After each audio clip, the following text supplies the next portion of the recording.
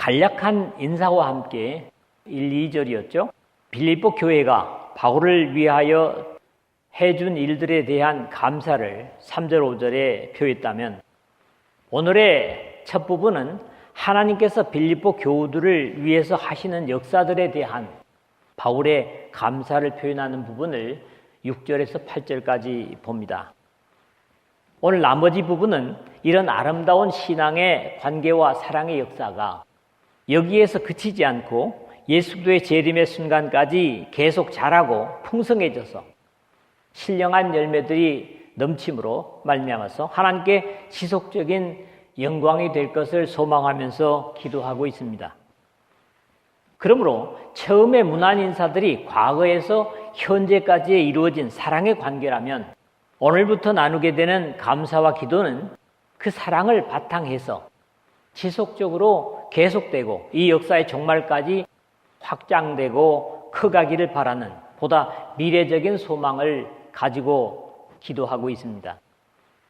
이런 내용에서도 바울은 언제나 이 역사와 우주를 품고 과거와 현재와 미래를 아우르는 하나님의 종다운 모습을 단순한 그의 문안의 내용조차에서도 볼 수 있다는 데서 시간이 적용되지 않으시는 하나님의 일꾼다운 면모를 봅니다. 오늘 제목처럼 바울은 모든 일에서 그랬지만 교회를 사랑하는 것에 대한 사실조차도 하나님께서 증인이심을 증거하여 자신의 진실을 고백합니다. 우리가 하나님을 증인으로 세울 수 있는 바울과 같은 진실한 신앙의 사람이 되어야 할 것입니다. 그것이 또 믿음의 사람들이죠.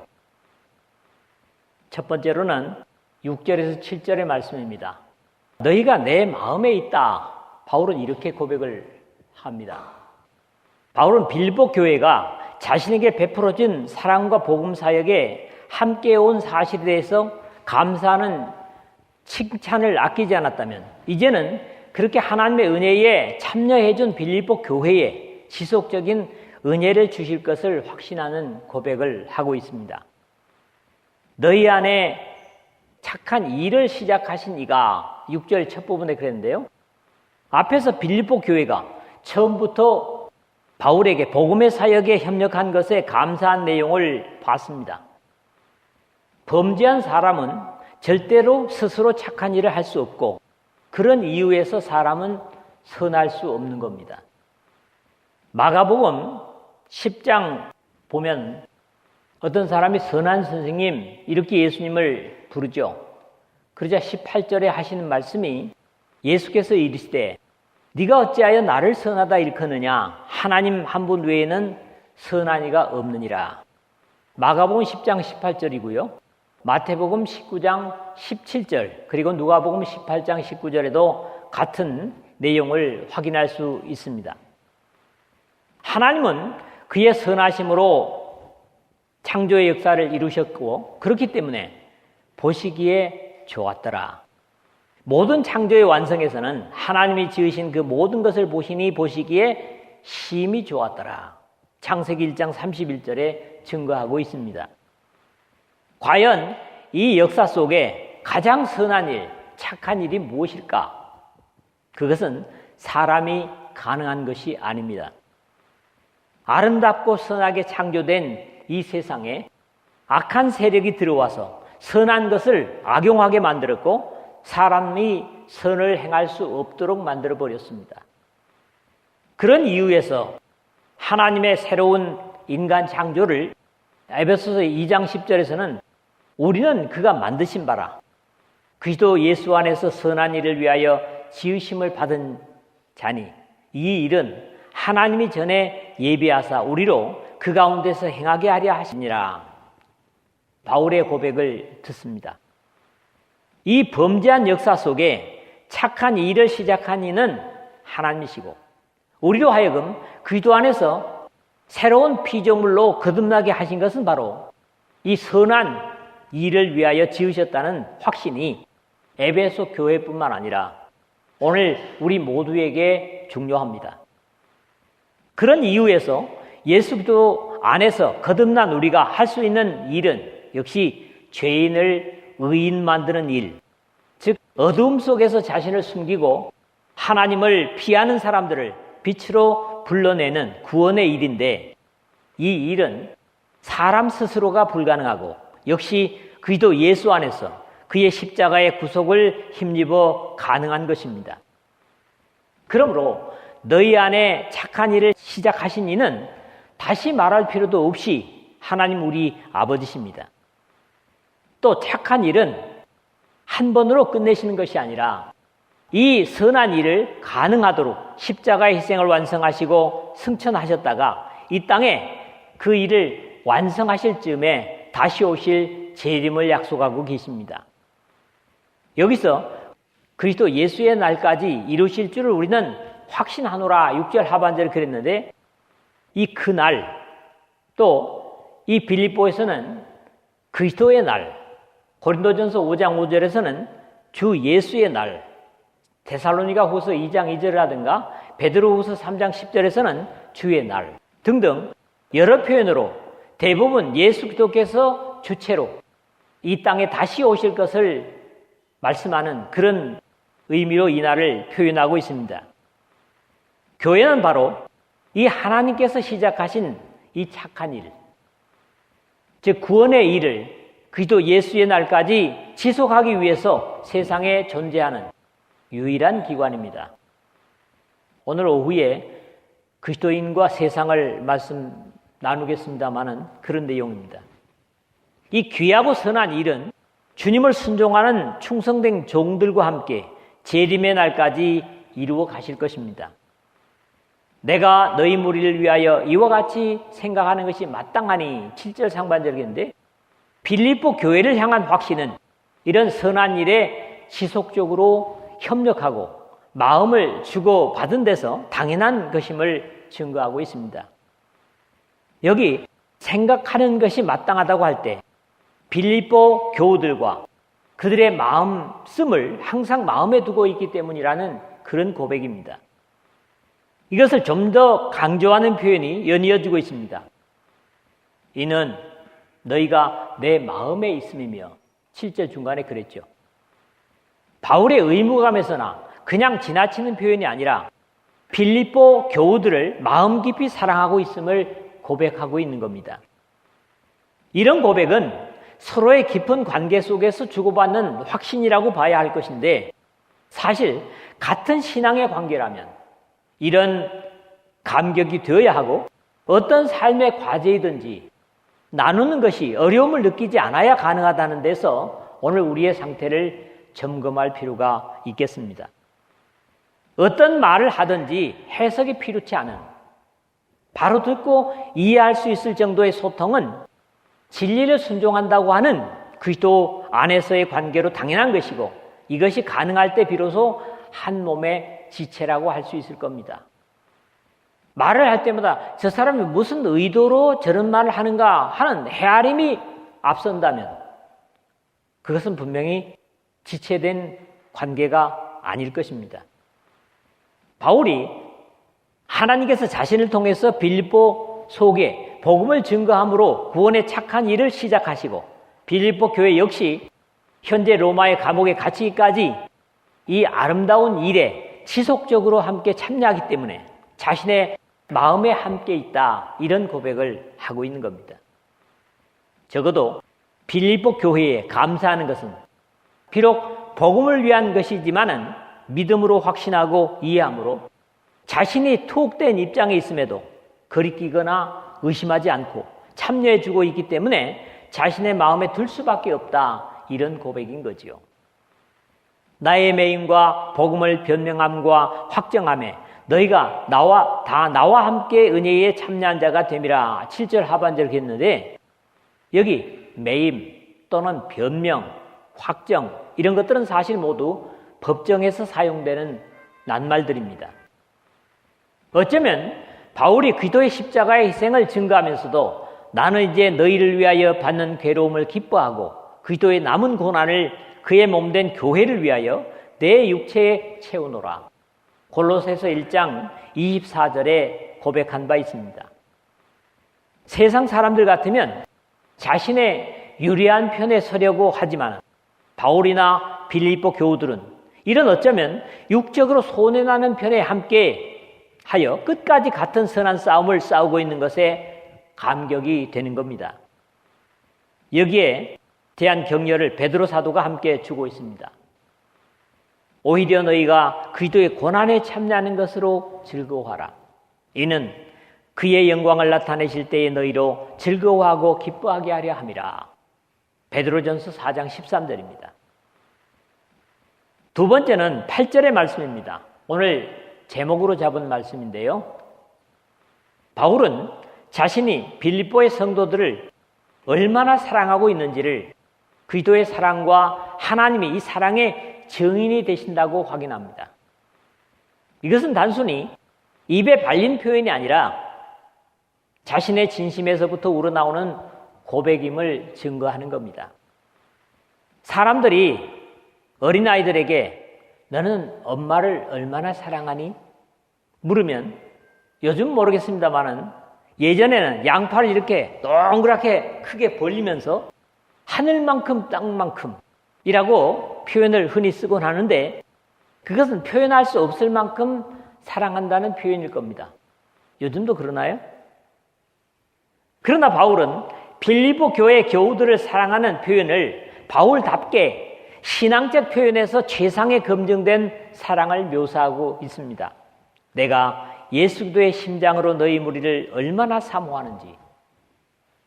즉 예수 그리스도의 심장이라고 묘사하는데 사람에게 있어서도 당시에 그리스 문화에서 사용되는 최상의 표현을 심장으로 표현하여 마음 깊이 가진 사랑을 고백하는 겁니다.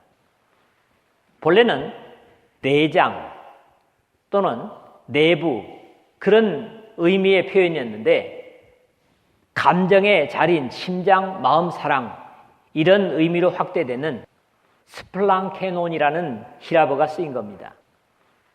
그러나 그것에서 만족하지 않고 이것이 바울 사도 자신의 심장으로가 아닌 예수 그리스도의 심장으로 라고 묘사함으로써 마치 그가 우리를 위하여 목숨을 버리셨으니 우리가 이로써 사랑을 알고 하는 요한일서 3장 16절과 같습니다.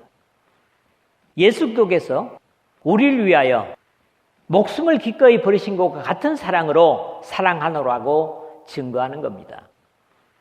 즉 그리스도께서 죄인된 사람들을 사랑하셨던 마음을 가지고 바울이 그 같은 마음으로 빌립보 교우들을 사랑하였음을 나타내고 있는 겁니다.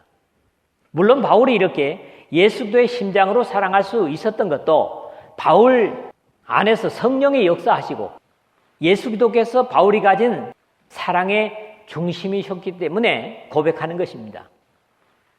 그 대상에 대하여는 너희 무리를 얼마나 사모하는지 어떤 개인이 아니라 하나님의 같은 사랑을 가진 빌립보의 성도들 전체를 표현하고 있습니다. 바울 사도는 이러한 표현을 예루살렘 교회를 위해서 기쁘게 연보한 사람들을 두고서도 증거하는 내용을 볼 수 있습니다. 또 그들이 너희를 위하여 간구하며 하나님이 너희에게 주신 지극한 은혜로 말미암아 너희를 사모하느니라. 이 연보를 말씀하고 있는 고린도후서 8장 9장 근데 9장 말미에 14절에 그렇게 증거를 하죠. 물론 이럴 수 있었던 이유까지도 저희가 기뻐서 하였거니와 또한 저희는 그들에게 빚진 자니 만일 이방인들이 그들의 영적인 것을 나눠 가졌으면 육적인 것으로 그들을 섬기는 것이 마땅하니라. 로마서 15장 27절에 증거한 바 있습니다. 바울은 여기에 한 걸음 더 나가서 자신의 진실을 확인하기를 하나님이 내 증인이시니라 8절 하반절에 증거합니다. 바울은 이런 확실한 증거를 들어 사용함을 그의 글들에서 들어볼 수 있습니다. 내가 그의 아들의 복음 안에서 내 심령으로 섬기는 하나님이 나의 증인이 되시거니와 항상 내 기도에 쉬지 않고 너희를 말하며 로마서 1장 9절이고요. 내가 내 목숨을 걸고 하나님을 불러 증언하게 하시게 하노니 고린도후서 1장 23절 상반절입니다. 데살로니가전서 2장 5절이나 10절에도 같은 표현들을 쓰고 있습니다. 믿음의 사람들이 가장 두려워해야 하는 분이 하나님이시고 자신의 진실을 보증할 분도 하나님이시라는 사실을 증거하는 것이지만은 만약에 진실치 못하면서 하나님의 이름을 들먹거린다면 그것이야말로 하나님께 형벌을 받아 마땅할 수밖에 없을 겁니다. 믿음의 사람들은 어떤 것에도 진실할 필요가 있습니다. 결코 과장법을 쓰지 않아도 서로를 신뢰할 수 있는 관계로 살아야 하는 것이 당연합니다. 바울처럼 하나님을 증인으로 세울 수 있기 위해서는 우리 주 예수 그리스도와 더불어 사는 임마누엘의 삶이 되고 움직임이 하나님께 영광이 되는 산제사의 삶이 되어야 하는 겁니다. 로마서 12장 1, 2절의 내용이 바로 그런 것들이죠. 세 번째로는 9절에서 11절입니다. 하나님께 영광과 찬송이 되기를 원한다는 겁니다. 어쩌면 우리 믿음의 사람들의 가장 최종적인 바람이고 또 의무입니다. 바울은 자신을 통한 빌립보 교회에 이루신 하나님의 선하신 역사에 감격하고 칭찬하는 것에서 그치지 않고 앞으로도 변함없이 이러한 선하신 예수 그리스도의 구원 역사가 지속적으로 이루어져서 보다 성숙한 신앙의 모습으로 향상될 것을 기도하는 내용을 마지막으로 보는 겁니다. 내가 기도하노라. 바울은 이미 앞에 3절, 4절에서 내가 너희를 생각할 때마다 나의 하나님께 감사하며 간구할 때마다 너희 무리를 위하여 기쁨으로 항상 간구함은 이라고 빌립보 교회를 위해 기도와 간구를 드리고 있음을 말한 바 있습니다. 그렇다면 이 9절, 10절은 자신이 드리고 있는 기도의 자세한 내용입니다.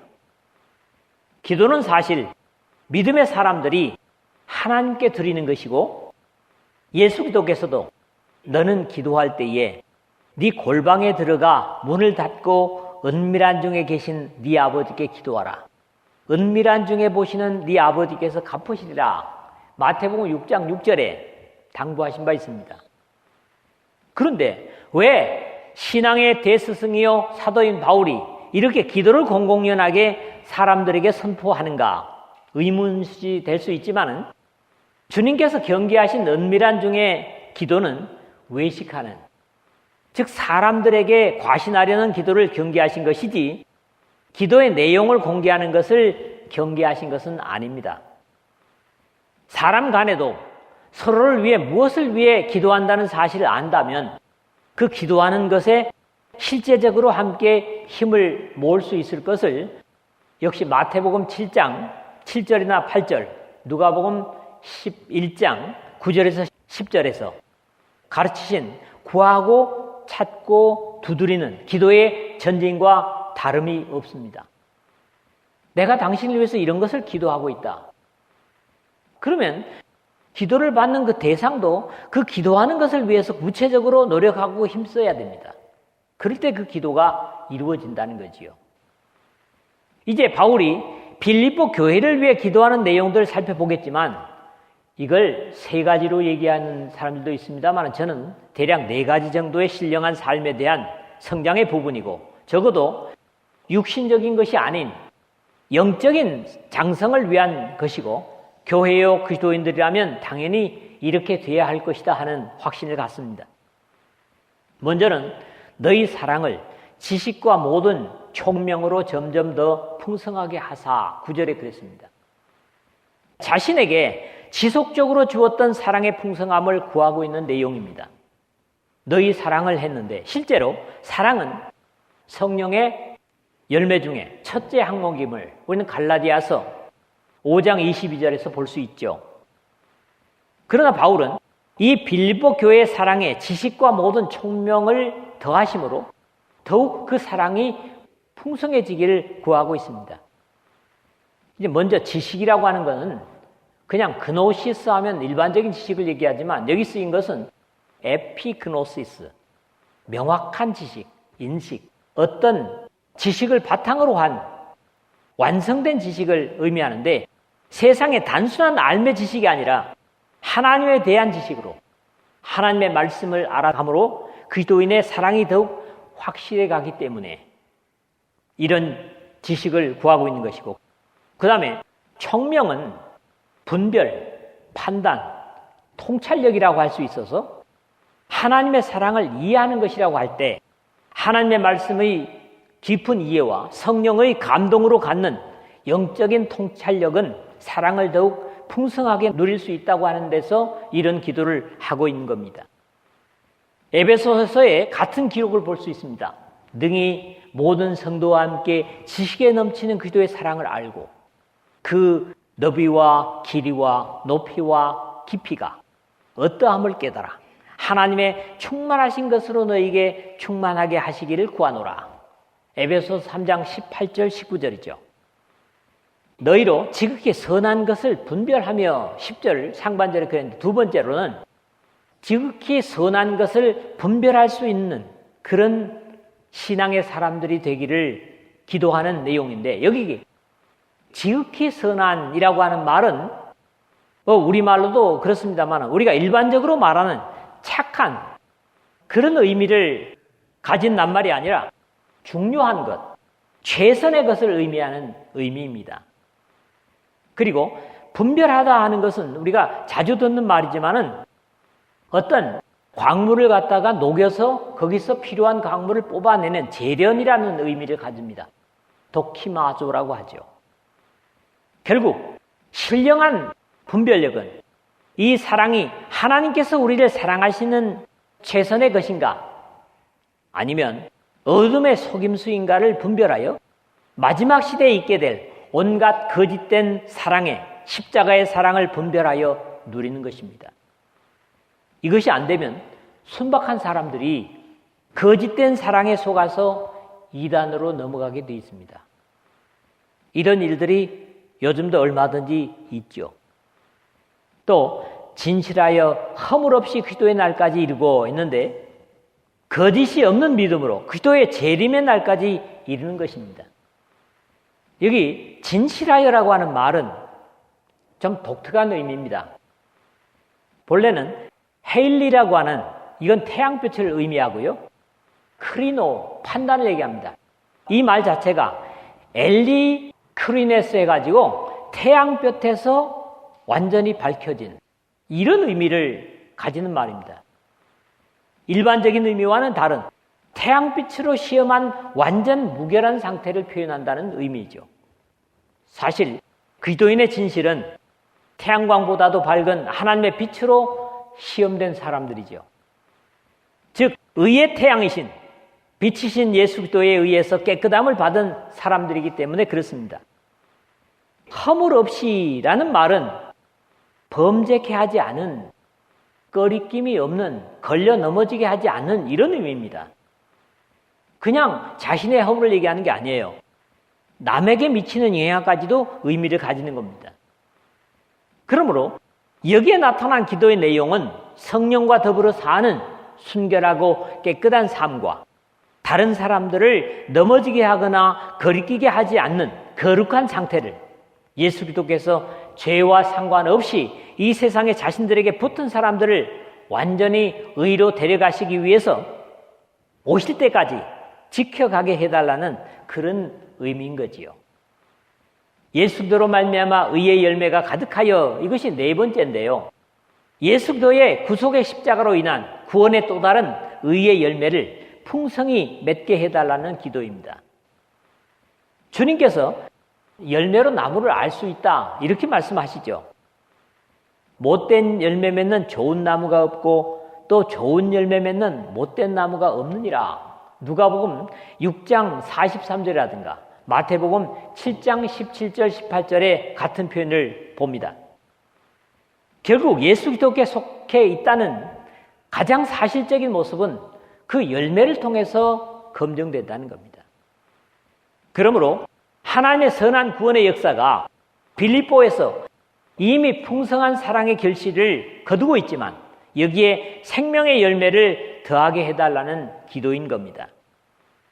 당시 어디에서나 문제를 일으키고 있던 율법이 아닌 예수 그리스도로 말미암아 하나님께서 인정하시는 의의 열매가 가득하기를 구하고 있는데 이것은 다름 아닌 성령의 열매와 구원받은 사람들을 풍성히 열매 맺게 해달라고 하는 그런 기도이므로 이해하게 합니다. 이런 바울의 아름다운 소원의 기도가 이루어진다면 당연히 그 결과는 하나님의 영광과 찬송이 되기를 원하노라 하는 11절 하반절의 바람은 주님께서 십자가를 지시기 전에 제자들에게 이미 말씀하셨던 내용과 다르지 않습니다. 너희가 열매를 많이 맺으면 내 아버지께서 영광을 받으실 것이요. 너희가 열매를 많이 맺으면 내 아버지께서 영광을 받으실 것이요. 너희는 내 제자가 되리라. 요한복음 15장 8절에 말씀하신 바지요. 결론을 맺겠습니다. 하나님께서 빌립보 교회에 착한 일을 시작하셨고 그 선한 구원의 일은 우리 주 예수 그리스도의 재림의 순간까지 이루어가고 계십니다. 이 일의 일선에 선 바울이 로마 감옥에까지 복음 때문에 매이고 증거하는 데 참여하고 있는 빌립보 교회를 마음에 두고 생각하는 것은 당연한 것이라고 고백합니다. 그리고 자신이 예수 그리스도께서 이 인류를 사랑하는 것과 같은 심정으로 빌립보 교우들을 사랑하는 것은 누구보다도 하나님이 증인이 되신다고 선언합니다. 이제 빌립보 교회의 이 풍성한 사랑이 하나님을 깊이 아는 것과 통찰력으로 더욱 풍성해지기를 기도하는 바울을 봅니다. 그러나 지금 빌립보 교회는 사실은 없어졌습니다. 그런데 빌립보 교회와 같은 모습과 일을 감당하는 교회들은 주님 오실 때까지 역시 이어가고 있고 우리 교회 또한 그런 교회이기를 소망합니다. 좋은 것들 중에서도 하나님으로부터 오는 가장 좋은 것을 분별하고 태양볕으로 시험된 것보다도 더 밝은 빛이신 그리스도의 의를 입은 자들로 다른 사람들을 넘어지게 하거나 거리끼는 일 없이 재림의 순간까지 이루고 복음으로 말미암은 의의 열매가 풍성하여 하나님께 영광과 찬송이 되기를 바울은 기도하고 있습니다. 이런 일이 1세기에 빌립보 교회만 있었던 일이겠습니까? 같은 하나님이시고 같은 성령이 변함없이 역사하신다면 이 귀한 역사가 또한 오늘 우리 교회와 이 말씀을 함께 나누는 여러분들의 것이기도 합니다. 믿으시기를 주의 이름으로 축복합니다.